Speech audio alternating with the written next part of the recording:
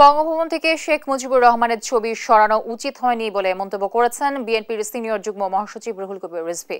বলেন, খন্দকার মোশতাক ছবি নামালেও জিয়াউর রহমান তার ছবি পুনরায় টাঙিয়েছিলেন।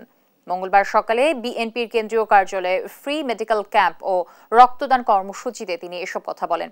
রিজভী আরও বলেন, শেখ মুজিবুর রহমান বাকশাল কায়েম করেছিলেন, সব দল নিষিদ্ধ করেছিলেন, আর জিয়াউর রহমান বহুদলীয় গণতন্ত্র প্রবর্তন করেছিলেন।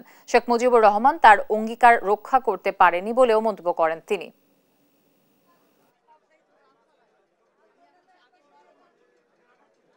শেখ মুজিবুর রহমানের অনেক অন্যায়, অনেক দুঃশাসন দেখেছি, তারপরে তো সে ছিল, তার ছবিটা ছিল। জিয়াউর রহমান কিন্তু তার ছবি পুনঃস্থাপন করেছে। আমি মনে করি তার ছবিটা নামিয়ে ফেলাটা উচিত হয়নি। খন্দকার মোশতাক নামিয়েছিলেন, জিয়াউর রহমান তুলেছিলেন।